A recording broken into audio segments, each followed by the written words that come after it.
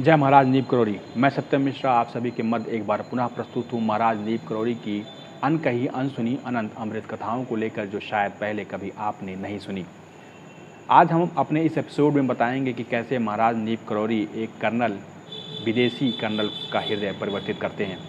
बात उन दिनों की है जब महाराज फतेहगढ़ के किले के बाहर डेरा डाले हुए थे और उस फतेहगढ़ किले के अंदर एक राजपूत रेजिमेंट का कमांडिंग अफसर था जिसका नाम था कर्नल मैकन्ना।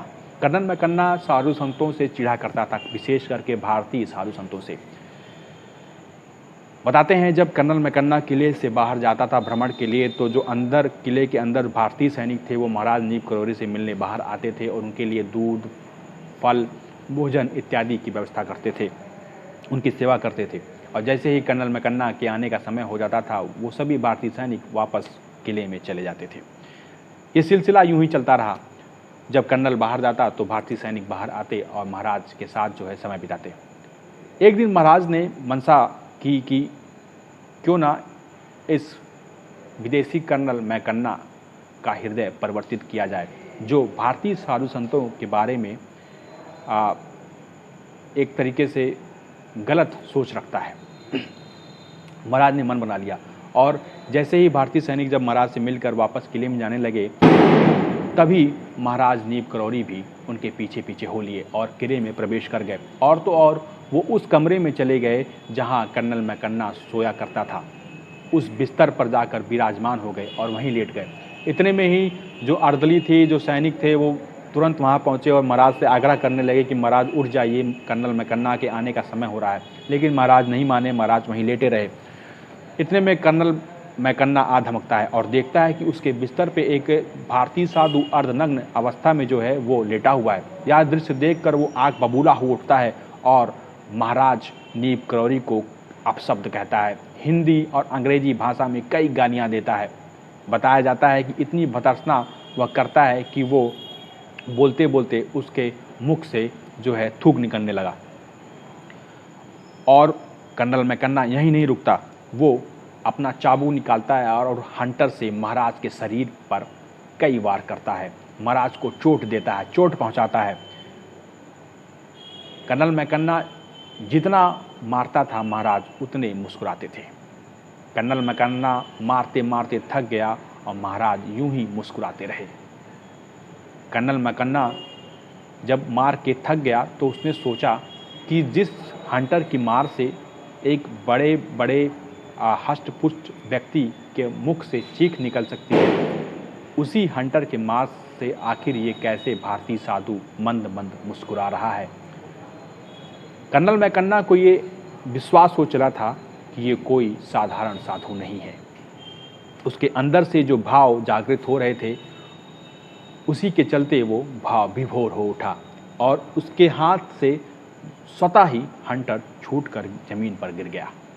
बताते हैं कि उसके मन में उसके भाव आया कि क्यों ना शरीर के उस जगहों को छुआ जाए जहां उसने महाराज नीप करोड़ी को जो है मार लगाई है हंटर से। और वो हाथ जोड़कर महाराज नीप करोड़ी के पास जाता है और जहां पर वो चोट पहुंचाया रहता है उस जगह को स्पर्श करता है।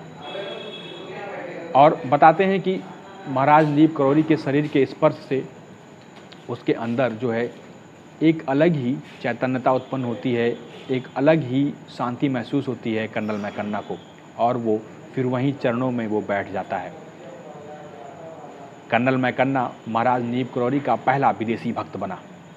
उसने फिर ऐलान किया कि जब तक महाराज नीप करोड़ी फतेहगढ़ किले के बाहर रहेंगे तब तक सेना की तरफ से उन्हें दूध, फल, भोजन आदि की व्यवस्था जो है मुहैया कराई जाएगी। कर्नल मैकन्ना से खुश होकर महाराज ने अपने मुखारबिंद से एक अमोघ शब्द निकाल दिया। ऐसा शब्द जिसे सुनकर कर्नल मैकन्ना आश्चर्यचकित हो गया और वो सोचने लगा कि इतना सिद्ध साधु आखिर ये कैसे बोल सकता है। महाराज ने जो कहा था कि कर्नल तू जा, एक दिन जनरल हो जाएगा, यही शब्द सुनकर कर्नल जो है सोच में पड़ गया, क्योंकि उससे सीनियर जो लोग थे वो कतार में थे, उससे पहले का जो कैडर था वो कतार में था, क्योंकि उनकी वो कतार में थे वो जनरल बनते, ना कि कर्नल। तो कर्नल ने महाराज के अमोघ शब्द को सिर्फ शब्द के तौर पर लिया। और फिर एक दिन आया जब कर्नल जनरल के लिए अपॉइंट हो गया। जी हाँ, बात है द्वितीय विश्व युद्ध की। जब सेकेंड वर्ल्ड वार शुरू हुआ तो कर्नल मैकन्ना को सुदूर पूर्व जो एरिया था उस एरिया का लोहा लेने के लिए उनको जनरल नियुक्त किया गया। और फिर कर्नल अपनी सेना की टुकड़ी के साथ प्रयागराज स्टेशन पहुँचे, जहाँ पर वो ट्रेन में बैठे हुए थे और बाहर देख रहे थे। और बाहर का जो दृश्य था वो पूरा सन्नाटे का था, वहाँ पर कोई नहीं थी, कोई भीड़ भाड़ नहीं थी, पूरा जो है खाली था स्टेशन, क्योंकि द्वितीय विश्व युद्ध की घोषणा हुई थी। तो लोग कहीं ना कहीं जो है डर की वजह से घरों में रहते थे। वो देखता है कि उसके सामने अचानक कंबल ओढ़े महाराज नीप करौरी स्टेशन पर बैठे हुए हैं। ट्रेन चलने ही वाली थी। कर्नल मैकन्ना ट्रेन से कूदकर भागते भागते महाराज नीप करौरी की तरफ आगे बढ़ा और बिना हिचकिचाहट के दंडवत प्रणाम किए और भाव विभोर होकर रोने लगा। उसने कहा कि महाराज, वो कर्नल से जनरल हो गया है और आपके मुखारबिंद से निकला शब्द सच में सत्य हो गया है। ये बात वो बता ही रहा था, सारे वृत्तांत सुना रहा था। इतने में ट्रेन सीटी दे दिया, अलर्ट कर दिया कि वो अब चलने वाली है। महाराज कहते हैं जल्दी जल्दी जा, ट्रेन तेरी छूट जाएगी। और फिर कर्नल मैकन्ना आशीर्वाद लेकर ट्रेन की तरफ भागा। महाराज ने फिर कहा, कर्नल तू चिंता मत कर, तू अपने शौर्य का अद्भुत प्रदर्शन करेगा और वापस जीवित लौट कर आएगा। जी हाँ, ऐसा ही हुआ। जब कर्नल मैकन्ना जापानियों से लोहा ले रहे थे तो उन्होंने अपने शौर्य का अद्भुत प्रदर्शन किया और वो जीवित वापस लौट कर आए।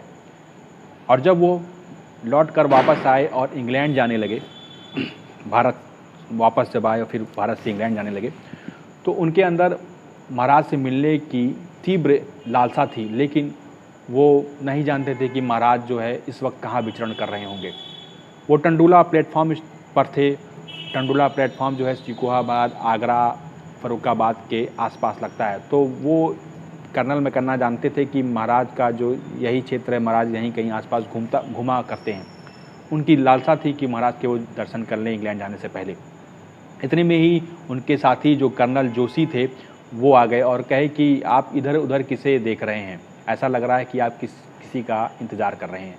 तो वो कहते हैं कि नहीं, मैं एक भारतीय साधु से मिलने की लालसा कर रहा हूँ कि कहीं वो दिख जाएं, और उनका नाम है महाराज नीप करौरी।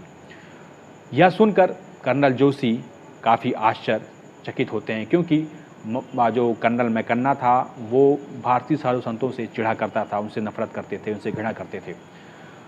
तो कर्नल जोशी ने पूछा कि आखिर वो महाराज नीप करौरी के भक्त कैसे हो गए। तो उन्होंने सारा वृत्तांत सुनाया।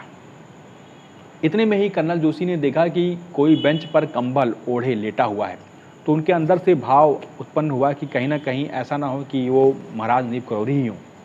तो वो जाकर जब देखे और कंबल को हटाया तो महाराज मुस्कुरा रहे थे और ठहाके लगाकर हंस दिए कि कहे, क्या जोशी तुम यहाँ?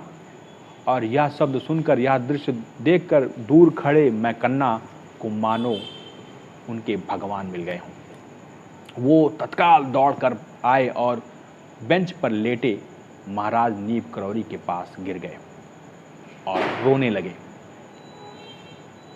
महाराज से उन्होंने आग्रह किया कि वो उनके साथ इंग्लैंड चलें। हालांकि महाराज ने आग्रह स्वीकार लिया और वो उनके साथ इंग्लैंड भी गए। हालांकि इस दौरान वो 2 से 3 दिन इंग्लैंड रुके, उनका मन नहीं लगा, फिर वो भारत आ गए। तो ये थी आज की हमारी पेशकश। अगले पेशकश में नए लीलाओं के साथ आपके समक्ष प्रस्तुत होंगे। तब तक के लिए अनुमति दीजिए। नमस्कार।